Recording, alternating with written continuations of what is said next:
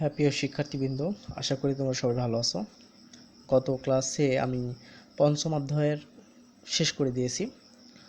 আজ তোমাদের নতুন একটা অধ্যায়, সেটা হচ্ছে ষষ্ঠ অধ্যায়, এটা দেখাবো। তো ষষ্ঠ অধ্যায়ের নামটা হচ্ছে কি? সেটা হচ্ছে বীজগণিতীয় ভগ্নাংশ। তাহলে ষষ্ঠ অধ্যায়ের নাম বীজগণিতীয় ভগ্নাংশ। তো আমরা প্রথমে তোমাদেরকে একটা বিষয় দেখাবো, ভগ্নাংশটা আসলে কি, তারপর দেখবো বীজগণিতীয় ভগ্নাংশ। তো ভগ্নাংশটা কি তোমাদেরকে এটা প্রথমে দেখাবো। তো এখন আমি একটা এক্সাম্পল দিতেছি বা একটা কথা বলতেছি। দেখো যে আবির একটি আপেল সমান দুই ভাগে ভাগ করে এক ভাগ তার ভাই কবিরকে দিল। তার মানে কি করলো, এখানে আবির একটা আপেল নিল, সে আপেলকে সমান দুই ভাগে ভাগ করলো, ভাগ করে এক ভাগ তার ভাই কবিরকে দিল। তাহলে দুই ভাইয়ের প্রত্যেকে পেল আপেলটি অর্ধেক করে। তার মানে এক ভাই পেল অর্ধেক আর একটা ভাই পেল অর্ধেক, অর্থাৎ হাফ অংশ। মানে একের যে থেকে যে দুইটা ভাগ করছিলাম তার হাফ অংশটা এক ভাগ দিল আর নিচে সে রাখলো। তখন এই হাফটাই হচ্ছে একটা ভগ্নাংশ, সে হাফটা একটা ভগ্নাংশ। তো এখন কথা হলো যে বীজগণিতীয় ভগ্নাংশটা কি। তো এখানে সংজ্ঞাটা বলছে, যদি কোনো ভগ্নাংশের শুধু লব, আমরা জানি যে একটা ভগ্নাংশে উপরেরটাকে বলা হয়, যেমন এটাকে বলা হয় লব, এটাকে বলা হয় হর। এটা লব, এটা হর। তো অনেক সময় দেখা যাচ্ছে তোমরা এটা মনে না রাখতে পারো যে লব কোনটা হর কোনটা। তো আমরা লবকে ল দ্বারা লিখি, যেটা এভাবে উপরে চলে যায়। আমি সহজ করি তোমাকে বুঝাচ্ছি, মানে এটা জাস্ট টেকনিক, কিছুই না। যেন ল লিখতে হলে আমরা এভাবে লিখে উপরে দিয়ে লিখতে, মানে এটা লব। আর যখন আমরা হর লিখি তাহলে হ নিচে চলে যায়, তার মানে এটা আছে কি হর। এভাবে টেকনিক করে মনে রাখা যায়, জাস্ট আমি টেকনিকটা বললাম।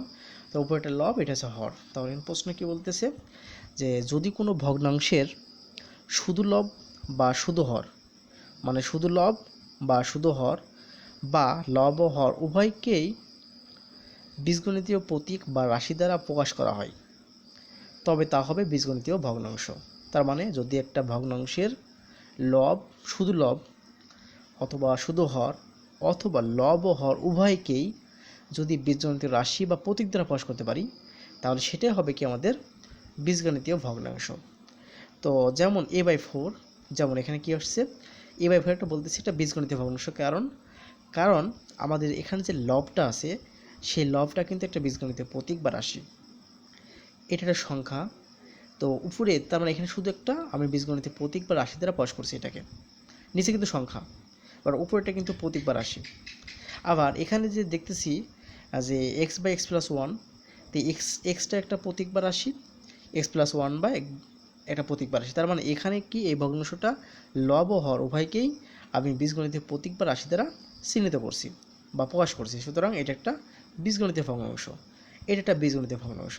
তার মানে এগুলো সবই কি বীজগণিতীয় ভগ্নাংশ। তার মানে কি এখানে যে লব ও হর উভয়কেই আমি বীজগণিতীয় রাশি বা প্রতীক দ্বারা প্রকাশ করছি, সুতরাং এটা একটা বীজগণিতীয় ভগ্নাংশ। বিষয়টা আমার বিশ্বাস তোমরা বুঝতে পেরেছো। কারণ কি দেখো এখানে আবার বলি a/4, এখানে লবটায় শুধু বীজগণিতীয় রাশি এ বা বীজগণিতীয় প্রতীক এ আছে, আর নিচে কিন্তু একটা সংখ্যা আছে। আবার উপরে দেখো এখানে এক্স একটা রাশি, x+1 একটা রাশি। তার মানে এখানে লব ও হর দুইটাকেই আমরা কিন্তু বীজগণিতীয় মানে বীজগণিত প্রতীক বা রাশি দ্বারা আমরা প্রকাশ করছি। তার মানে এটা একটা কি বীজগণিতীয় ভগ্নাংশ। তো আমরা আরও কিছু সংখ্যা দেখব। তো এই সংখ্যাটাই বলতেছে কি যে আমরা প্রথম সংখ্যাটা তারপর দেখব যে সমতুল ভগ্নাংশ, এটা দেখব সমতুল ভগ্নাংশ। তো কোনো ভগ্নাংশের লব ও হরকে শূন্য ছাড়া একই রাশি দ্বারা গুণ বা ভাগ করলে ভগ্নাংশের মানের কোনো পরিবর্তন হয় না। সেই ভগ্নাংশকে বলবো সমতুল ভগ্নাংশ। বা সুন্দর কথা, এখানে বলতেছে যে কোনো ভগ্নাংশে তো লব হর থাকবে, যেহেতু ভগ্নাংশ একটা, সেই লব হরে শূন্য বাদে যদি একই রাশি দ্বারা গুণ বা ভাগ করি, তাহলে ভগ্নাংশের কোনো পরিবর্তন হয় না। তার মানে সেটা হবে কি সমতুল ভগ্নাংশ। যেমন আমি যদি এখানে বলি a/b একটা ভগ্নাংশ ছিল, তো a/bটা ভগ্নাংশটাকে আমি উভয় পক্ষকে সি দ্বারা গুণ করছি, লব হরকে সি দ্বারা গুণ করছি, সেক্ষেত্রে হয়েছে ac/bc। তো এবার ac/bcকে আবার যদি আমি বলতেছি এখন এটা কিন্তু সমতল ভগ্নাংশ, কারণ এটা কিন্তু মানের পরিবর্তন হয়নি। দেখো a/b আর ac/bc এর কিন্তু মানে কোনো পরিবর্তন নাই। তার মানে কি বলতে পারি কি a/b আর ac/bc এই দুইটাই কিন্তু সমতল ভগ্নাংশ। তো কীভাবে ভগ্নাংশ হলো সমতল ভগ্নাংশ? কারণ কি দেখো, আমরা যদি আবার যদি ভাগ করি ac/bcকে ভাগ করি, তার মানে কি ac/bcকে c দ্বারা ভাগ করলে অভিভাবককে লবহরকে ভাগ করে দেখা যাচ্ছে যে আবার a/b ফিরে আসলো। তার মানে আমরা বলতে পারি যে এরা দুইটা সমতল ভগ্নাংশ, কারণ এদের কোনো মানের কোনো পরিবর্তন নেই। তার মানে আমরা যে গুণ করলাম c দ্বারা, গুণ করে যে রাশিটা পাইলাম, যে ভগ্নাংশটা পাইলাম, সেই ভগ্নাংশের মানটা আর এখানকার মানটা কিন্তু একই। আবার একে যে ভাগ করলাম এই রাশিটাকে বা এই ভগ্নাংশটাকে যে c দ্বারা ভাগ করলাম, ভাগ করে a/b পাইলাম। তার মানে এটার এবং এটার মান একই। তার মানে এই যে দুইটা ভগ্নাংশ পাইলাম, দুইটা ভগ্নাংশ কি সমতল ভগ্নাংশ, কারণ আমি একই সংখ্যা দিয়ে ভাগ বা গুণ করার ফলে তার কোনো মানের কোনো পরিবর্তন হলো না, সুতরাং বলবো কি এটার কি সমতল ভগ্নাংশ। তো এখন আমরা পরেরটা সংখ্যা যাব, যে সংখ্যাটা হচ্ছে ভগ্নাংশের লঘুকরণ বা লঘিষ্ঠকরণ। পরের সংখ্যাটা আছে কি ভগ্নাংশের লঘুকরণ বা লঘিষ্ঠকরণ। তো প্রিয় শিক্ষার্থীবৃন্দ, আমি যতটুকু জানি যে তোমরা অবশ্যই এই লঘুকরণ বা লঘিষ্ঠকরণ বিষয়টা বুঝো। লঘুকরণ মানে কি ছোট করা, আর গরিষ্ঠকরণ মানে বড় করা। যেমন আমি ক্লাসে যখন লসক গসক শিখেছিলাম, সেক্ষেত্রে বলেছিলাম যে লঘিষ্ঠ সাধারণ গুণিতক, গরিষ্ঠ সাধারণ গুণনীয়ক। তার মানে ওখানে বলছিলাম যে লঘিষ্ঠ কি আর গরিষ্ঠ কি। গরিষ্ঠ মানে বড়, লঘিষ্ঠ মানে ছোট। তার মানে কি ভগ্নাংশটা যে থাকবে সেটাকে আমরা লঘুকরণ করব, মানে ছোট করব। তো তার সংজ্ঞাটা আমরা দেখি কি বলতেছে, যে কোনো ভগ্নাংশের লব ও হরের মধ্যে কোনো সাধারণ গুণনীয়ক বা উৎপাদক না থাকলে এরূপ ভগ্নাংশের লঘিষ্ঠ আকারে ভগ্নাংশ বলে।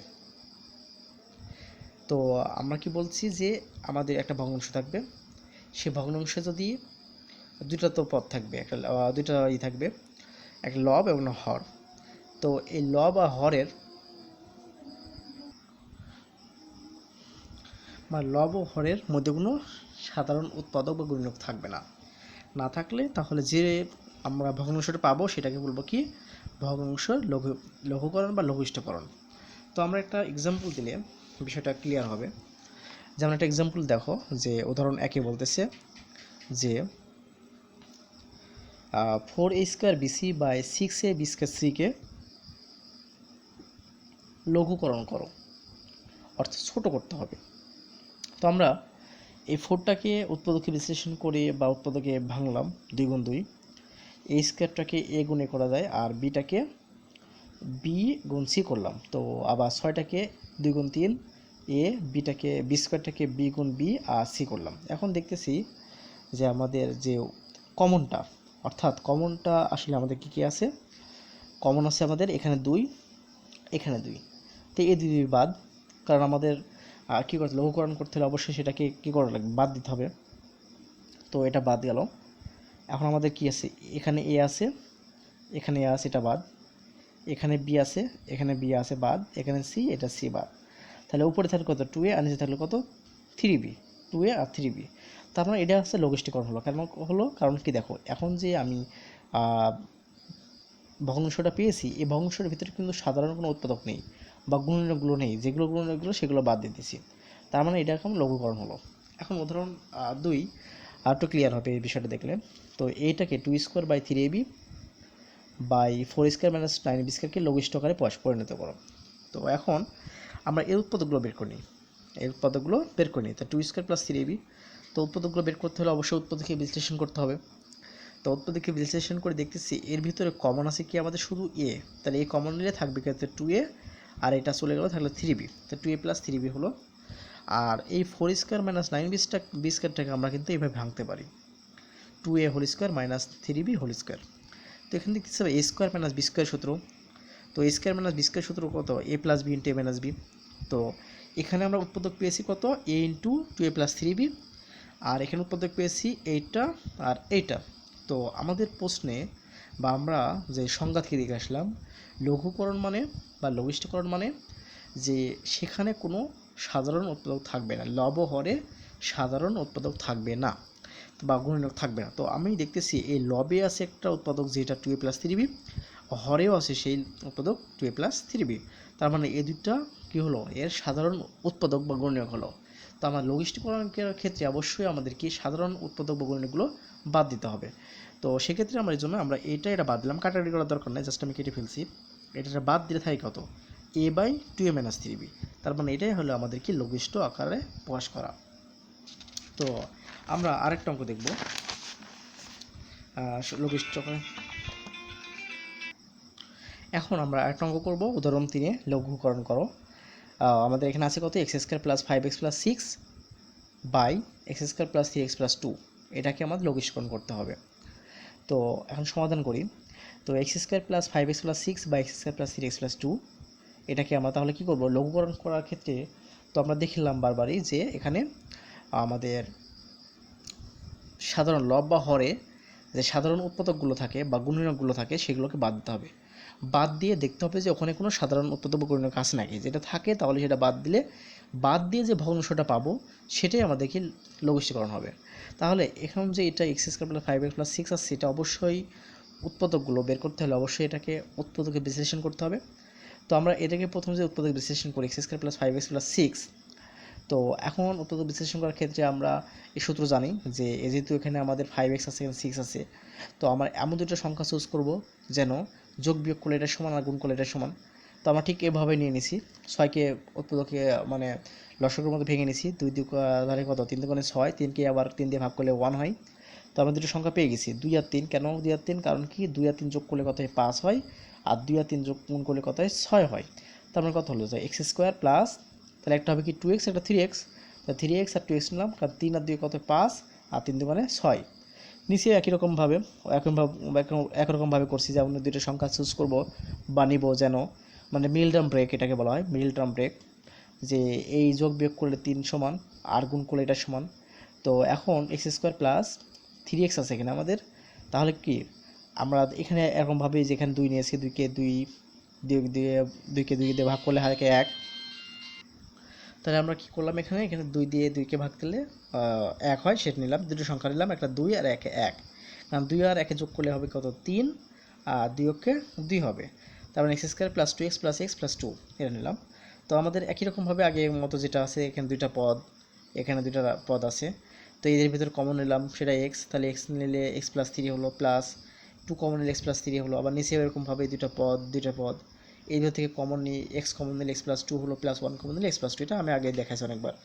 তো এখন x + 3 যখন এখান থেকে নিলাম, থাকলো কত, এখানে x, আর এখানে +2, আবার এখানে x + 2 নিয়ে নিলাম, তাহলে কত, এখানে x, আর এখানে থাকলো +1। তো আমরা এটা কেটে দিছি, না কাটলেও সমস্যা নয়। তো দেখতেছি এখানে যে প্রথম যে এটা ছিল সেটাতে আমাদের উৎপাদক হচ্ছে দুইটা, এটা একটা উৎপাদক পেয়েছি, এটা একটা উৎপাদক পেয়েছি। দ্বিতীয় মানে অর্থাৎ হরে যেই এটা ছিল সেটাতে আমাদের হরটাতে দুটো উৎপাদক পেয়েছি, x + 2 একটা, x + 1 একটা। তার মানে কি এখানে দেখতেছি যে সাধারণ বা গুণনীয়ক, সাধারণ গুণনীয়ক বা উৎপাদক হচ্ছে এখানে x + 2। তো লঘিষ্ঠকরণের ক্ষেত্রে অবশ্যই x + 2 বাদ দিতে হবে। তো এটা বাদ দিলে থাকে কত, উপরে থাকে x + 3 আর নিচে থাকে x + 1। তো প্রিয় শিক্ষার্থীবৃন্দ, লঘিষ্ঠকরণ বিষয়টা তোমাদেরকে আমি আরেকবার বলতেছি। লঘিষ্ঠকরণ মানে লব ও হরে সাধারণ উৎপাদক থাকবে না, যদি সাধারণ উৎপাদক থাকে সেগুলো বাদ দিয়ে আমি যেটা পাবো সেটাকে আমি বলবো কি, লঘিষ্ঠকরণ। যেমন আমরা এখানে সাধারণ উৎপাদক পাইছিলাম কত, x + 2, এখানে x + 2, দুইটা বাদ দিয়ে দিলাম, দিয়ে যেটা থাকলো সেটাই আমাদের কি, এইটা মানে এটা হচ্ছে কি আমাদের লঘিষ্ঠকরণ বা লঘিষ্ঠ ভগ্নাংশ। এখন আমরা করব আর একটা যাব। এখন এখানে লেখা আছে যে সাধারণ হর বিশিষ্ট ভগ্নাংশ। বিষয়টা ক্লিয়ার হও, সাধারণ হর বিশিষ্ট ভগ্নাংশ মানে কি, এটাকে আবার কিন্তু সমহর বিশিষ্ট ভগ্নাংশ বলা হয়। তার মানে কি আমাদের যে ভগ্নাংশগুলো থাকবে একাধিক, 2টা বা 3টা বা আরও বেশি থাকতে পারে, সেই হরগুলোর ভগ্নাংশের যে হরটা থাকবে সেটা সবাই এক থাকতে হবে, সেটাকে বলে সাধারণ হর বিশিষ্ট ভগ্নাংশ। আমাদের যদি 4-5টা ভগ্নাংশ থাকতে পারে বা 3-4টা ভগ্নাংশ থাকতে পারে, সেই 3-4টা ভগ্নাংশটাকে আমরা করব কি, একই হর বিশিষ্ট ভগ্নাংশ তৈরি করব, সেটাকে বলবো সাধারণ হর বিশিষ্ট ভগ্নাংশ বা সমহর বিশিষ্ট ভগ্নাংশ। তো এক্ষেত্রে আমাদের একটা প্রসেস অবলম্বন করতে হবে, সেই প্রসেসটা হচ্ছে বা 3টা রুলস অবলম্বন করতে হবে, সেই রুলসটা আমরা দেখাবো। তো এখানে বলতেছে সাধারণ হর বিশিষ্ট ভগ্নাংশে প্রকাশ করার নিয়মটা হচ্ছে, প্রথমে ফার্স্ট যেটা করব আমরা, ভগ্নাংশগুলোর হরের লসাগু বের করতে হবে। খুব ইম্পর্ট্যান্ট একটা কথা। তো আমি 3টা পয়েন্ট বলছি, 3টা পয়েন্ট দিয়ে তোমরা কিন্তু এটা ক্যালকুলেশন করতে পারবে নিজেরাই।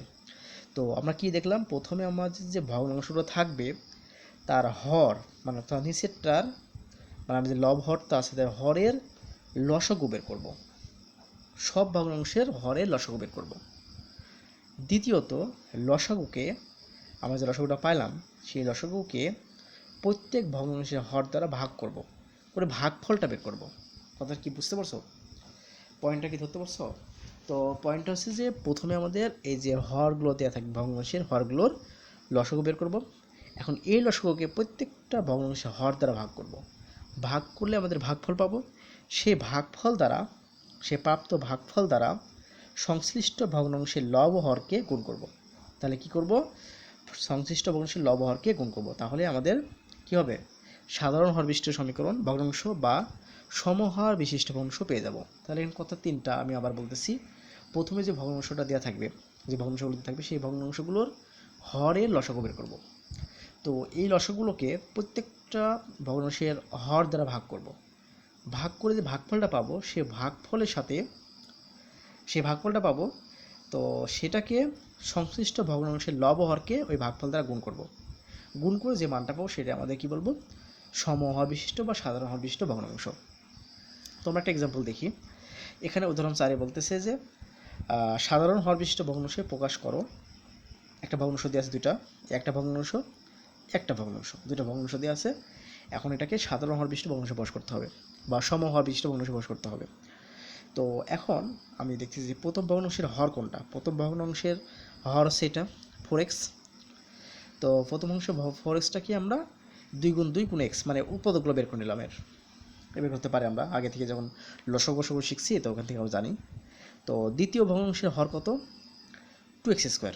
এই যে 2x স্কোয়ার দ্বিতীয় ভগ্নাংশের হর, সেটাকে 2 গুণ x করলাম। তো হর দুটি লসাগু দেখি বের করি।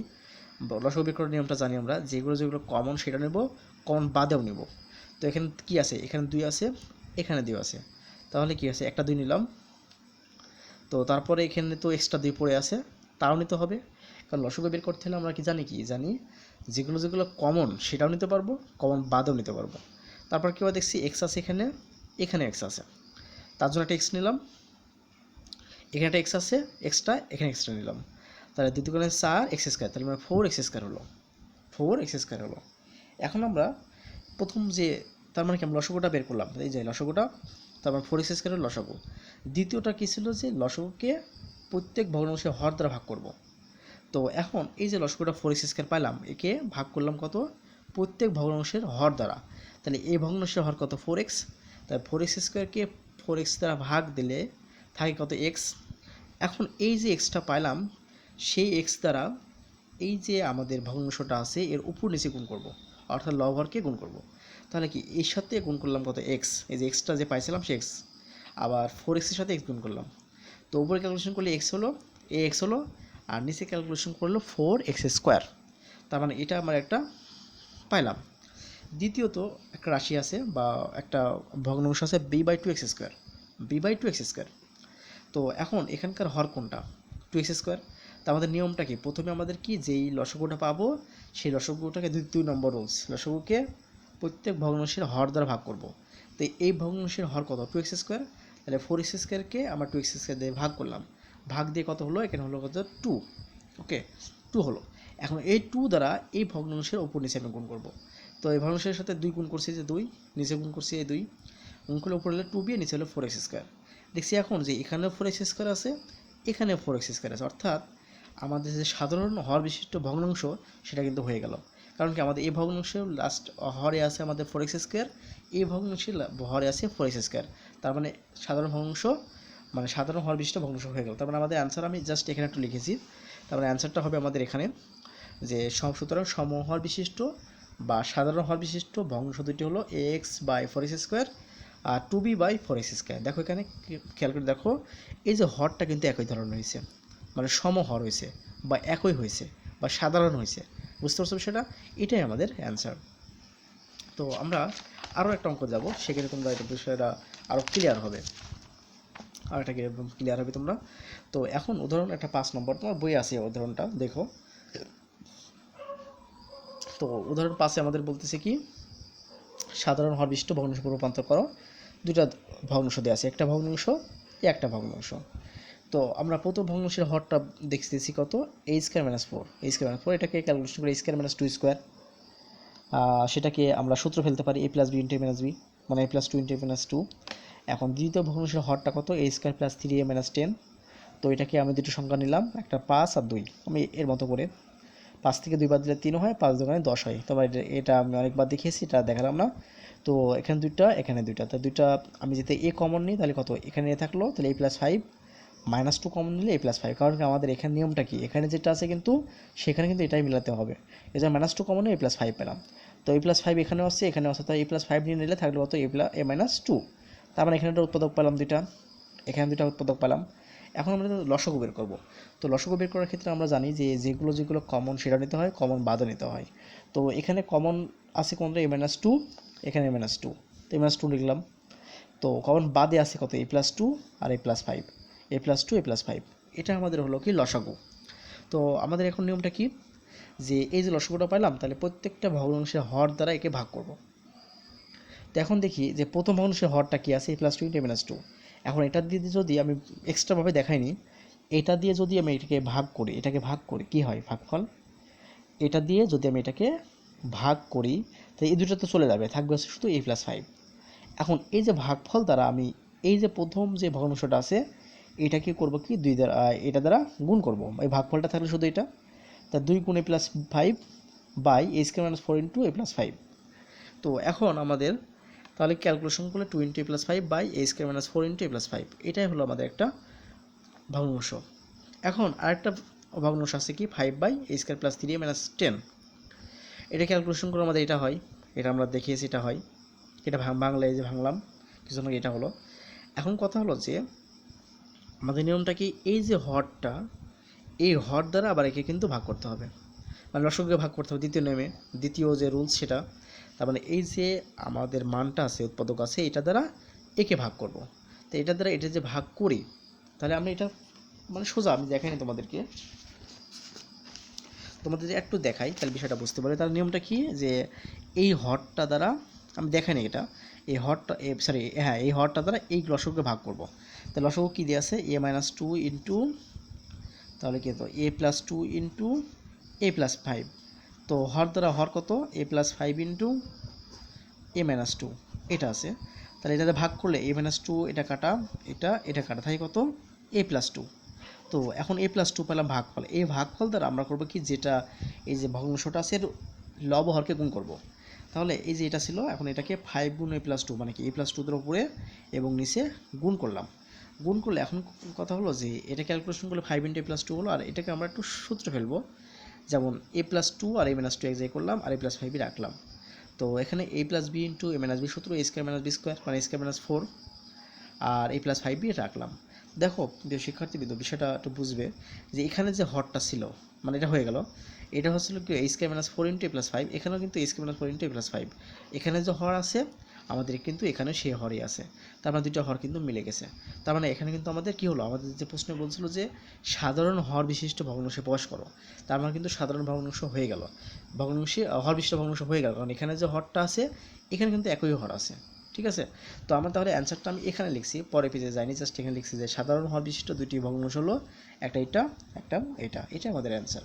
তো প্রিয় শিক্ষার্থীবৃন্দ, আশা করি তোমরা এটা বিষয়টা বুঝতে পারছো, খুবই সোজা, কঠিন না। তোমরা যদি রেগুলার ক্লাস করো, যেমন গত পঞ্চম অধ্যায়ে আমি উৎপাদকে বিশ্লেষণ করা শিখিয়েছি, অন্তিম লসাগু বের করা শিখেছি, তাহলে যদি নিয়মিত দেখো আমার ক্লাসগুলো, বুঝো, তাহলে কিন্তু এইসবগুলো কঠিন না, একই রকম বিষয়, জাস্ট আমার বেসিকটা ঠিক, আমাদের সব ঠিক। ওখান থেকে আমাদের উৎপাদকে বিশ্লেষণ করা আমরা শিখেছি, তারপর আমরা লসাগু বের করা শিখছি। তার মানে ওইটাগুলো শিখলে এখানে যে বিষয়গুলো আছে নতুন কিছু না, জাস্ট ওইটারই কিছু আপডেট।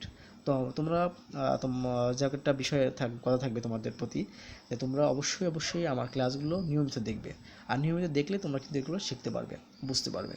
তো তো প্রিয় শিক্ষার্থীবৃন্দ, তোমাদেরকে আমি তেমন কাজ দিলাম না, জাস্ট এখান থেকে তোমরা উদাহরণগুলো আবার আমি তো করেছি, এটা ভালো দেখবে, সংজ্ঞাগুলো ভালো করে দেখবে, সংজ্ঞাগুলো বেশি বেশি করে পড়বে, বুঝবে কি বলতেছে, আমার কথা মেলাবে। তো এইভাবে পড়বে, তাহলে দেখবে হয়ে যাবে। তো আগামী ক্লাসে তোমাদেরকে আমি অনুশীলনীতে যাব, যেগুলো শুধু উদাহরণ দেখালাম, আমি উদাহরণে অনুশীলনীতে যাব। তো ঠিক আছে, তোমরা সবাই ভালো থেকো, নিরাপদে থাকো, সুস্থ থাকো, এই কামনা করেই আজকের ক্লাস আমি শেষ করলাম।